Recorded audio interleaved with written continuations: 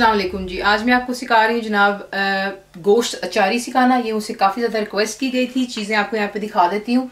आपको इसके लिए ज़रूरत होगी अनियंस की, यानी कि प्याज, टमाटर यानी कि टमाटोज, लहसुन फ्रेश हम इस्तेमाल कर रहे हैं, ग्राइंड वाला नहीं कर रहे हैं।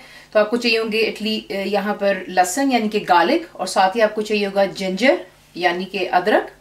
और जो इसकी स्पेशल मसाला होता है जिसकी वजह से इसका अचार का जायका आता है, उसके लिए आपको चाहिए होगा यहाँ पर कोरिएंडर सीड्स यानी कि धनिया सीड्स जो होते हैं। इसे हमने अभी आपको मैंने सब कुछ साबुत दिखा रही हूँ। इसको हमने हल्का सा जो है दरदरा सा करना है, हल्का सा इसको पीस लेंगे, बिल्कुल पाउडर फॉर्म में नहीं, सिर्फ इसको हल्का सा दरदरा करना है।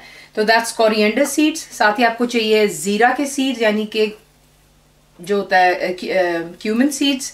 साथ ही आपको चाहिए इसके लिए सौंफ यानी कि फेनल सीड्स, और फिर आपको चाहिए होगी कलौंजी यानी कि नाइजेला सीड्स। यहाँ पर आप देख लें, ये छोटे छोटे जो आप देख रहे हैं दैट्स मस्टर्ड सीड्स इन्हें कहा जाता है, यानी कि राई दाना इसे कहते हैं। और साथ ही आपको चाहिए होगा मेथी दाना विच इज़ फेनिग्रिक सीड्स। इसका देखें, मैं आपको एक टिप देती जाती हूँ, ये बहुत कड़वा होता है। अगर आप इसको ज़्यादा हांडी में इस्तेमाल कर लेते हैं तो आपकी हांडी में एक कड़वाहट आ जाती है। जब हम अचार बनाते हैं तो उसमें ये होता है कि पहले इसको धूप में बहुत ज़्यादा सुखाया जाता है और उसके बाद इसे अचार में इस्तेमाल करते हैं। क्योंकि हम इसको यूं ही पैकेट से इस्तेमाल कर रहे हैं निकाल कर, तो जो ख्याल रखिएगा कि आप इसको ज़्यादा इस्तेमाल ना कर लें। मसाले बाकी तमाम इसके बहुत सिंपल होते हैं। आपको चाहिए नमक यानी कि सॉल्ट, हल्दी that's turmeric, red chilli powder यानी कि लाल मिर्चों का पाउडर, दही की आपको ज़रूरत होगी, थिक इस्तेमाल कीजिएगा, आपका जो मसाला है वो गाढ़ा बनता है। साथ ही आपको इसके लिए चाहिए होगा गोश्त। जो मैं इस्तेमाल कर रही हूँ यहाँ पर ये बेबी लैम का है। इसे आप मटन में भी बना सकते हैं, बीफ में भी, चॉइस इज़ योर्स। और मेक श्योर कीजिएगा कि जो बोटी के साइज है तकरीबन 2 इंच के होने चाहिए। यहाँ पर जो आप देख रहे हैं ये चाट मसाला, लेमन जूस और ग्रीन चिलीज हैं।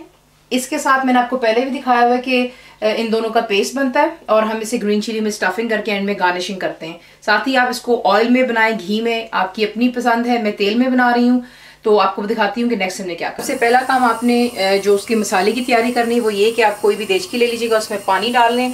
कोई इतनी इसकी खास मिकदार पानी की ज़रूरत नहीं है मेजरमेंट्स की।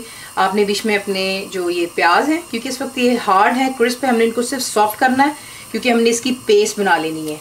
तो आप क्या करेंगे कि प्याज और ये गए हमारे टमाटर, बीच में अदरक के पीसेस और लहसुन के, ये डालकर आपने इसे अच्छी तरह कोई तकरीबन जैसे इसमें जोश आएगा तो आप इसको 15 से 20 मिनट के लिए जो है हाई फ्लेम पर ही बॉईल होने देंगे। और जो उसका पानी है हम ड्रेन कर लेंगे और जो बाकी हमारी चीज़ें रह जाएंगी हम उसका पेस्ट बना लेंगे। तो जिस तरह इसमें जोश आएगा मैं आपको आगे दिखाऊंगी कि हमने क्या करना। सबसे पहले आप क्या करेंगे, लेमन जूस और जो चाट मसाला उसे आपने यूँ मिक्स कर लेना। मैंने आपको पहले भी जो चिकन अचारी सिखाया था उसमें दिखाया था कि ये बड़ा मज़ेदार और चटपटा सा बनता है। जितना आप चाहें आप उतनी हरी मिर्चें स्टफ़ कर सकते हैं, कोई इसमें इशू नहीं है, क्योंकि चटपटे खाने का ही मज़ा आता है और ख़ास तौर पे जब मिर्चें स्टफ़ हो तो ज़्यादा ही मज़ा आना शुरू होता है। क्या करेंगे, सिंपली स्टॉक रहने दें ऊपर आप, और ग्रीन चिली को आपने यूँ काटते देने। कट्स देकर आपने सिंपली, ये मैं एंड का काम पहले ख़त्म कर रही हूँ, आपको दिखा रही हूँ। इसमें आप यूँ हल्का सा इसको जो है मिर्च को खोलेंगे दोनों साइड से और यूँ इसमें स्टफिंग कर लें। ये देख लें परफेक्टली। और इस तरह बाकी की मिर्चें भी जो हैं आप स्टफ करके एक साइड पर आप देख लें कि इसको आपने बिल्कुल यूँ दरदरा सा जो है ग्राइंड कर लेना है। ये सौंफ मैं कर चुकी हूँ, ये ज़ीरा है और यहाँ पे मैं सूखा धनिया करने लगी हूँ। और इसी तरह जो है बाकी के जो 6 ख़ास मसाले हमने इनको दरदरा सा ग्राइंड कर लेना है। तो ये पहले कर लें और फिर मैं आपको आगे दिखाऊंगी कि नेक्स्ट हमने क्या करना। यहाँ पर आप देख लें कि जिस तरह इसमें पानी में जोश आना शुरू हो जाता है तो सब्जियां जो है वो गलने की तरफ आ जाती हैं। सॉरी, मैंने आपको स्टार्ट में कहा था 20 मिनट्स बहुत ज़्यादा हो जाएंगे, वो तो सारा ही इसका जितना भी फ़ायदा ख़त्म हो जाएगा। सिर्फ इसको हाई फ्लेम पर आपने 5 से 7 मिनट देने। टाइम नोट कर लीजिएगा, जैसे इसमें जोश स्टार्ट होता है और फिर हम इसे बीच में से निकाल लेंगे।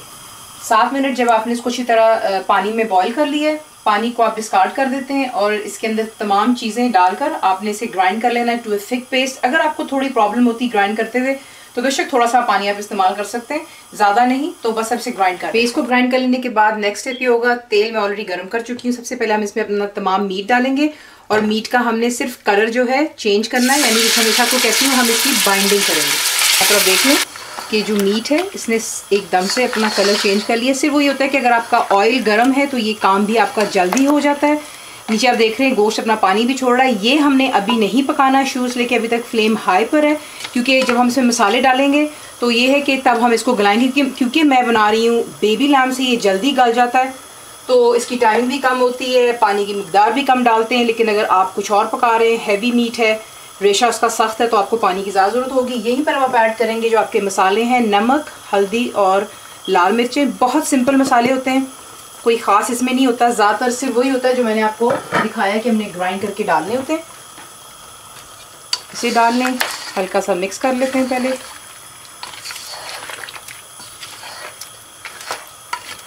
मिक्स करते ही आपने बीच में अब यहाँ पर जो हमारा ग्राइंड किया हुआ पेस्ट है ये इसमें डाल लेंगे। देखिए, अगर आपका मसाला कम होगा तो आपको जो है रोटी या नान जो भी चीज़ आप इसके साथ खा रहे होंगे आपको मज़ा नहीं आएगा, क्योंकि बोटी बिल्कुल खुश्क होती है। और जब भी कोई सालन बनाएं कोशिश करें कि मसाला ज़रा थोड़ा सा ज़्यादा हो ताकि आप रोटी को इंजॉय कर सकें। ये डाल लेने के बाद इसे ज़रा जोश आने दें और फिर मैं आगे आपको दिखाती हूँ हमने क्या करना। यहाँ पर आप देख लें कि इसमें जोश आना शुरू हो चुका हुआ है। ये बहुत जल्दी जल्दी पकता है, चीज़ें साथ साथ बीच में डलती हैं और सिर्फ बाकी जो टाइमिंग होता है पानी खुश करने का और गोश्त गलाने का होता है। ये कर लेने के बाद जितने भी हमारे तमाम ग्राइंड किए हुए मसाले हैं हम वो ऐड करने लगे। That's coriander. ये देख लें दरदरा सा मैंने इसको किया था, ज़्यादा नहीं। जो कलौंजी है यानी कि नाजेला सीड्स, इसको आपने ग्राइंड नहीं करना, ये आप देख लें वैसे ही, क्योंकि ये बड़ा खूबसूरत लगता है अचारी गोश्त या चिकन में, इसको नज़र आना चाहिए। और साथ ही हम इसमें डाल रहे हैं ज़ीरा। ये ख़ास मसाले हैं आपके अचारी गोश्त अचारी चिकन के लिए। बोनलेस बनाएं गोश्त का जो है या बोन के बगैर, आपकी मर्ज़ी है। साथ ही हम इसमें डाल रहे हैं सौंफ, दैट्स मस्टर्ड सीड्स, और ये रहा हमारा राई दाना जो मैंने आपसे कहा था कि ज़्यादा नहीं डालते हैं वरना से हांडी कड़वी हो जाती है। ये कर लेने के बाद इसे अच्छी तरह हम मिक्स कर लेते हैं। मिक्स कर लेने के बाद आप इसके अंदर जो है हम यहीं पर साथ में दही डाल लेंगे।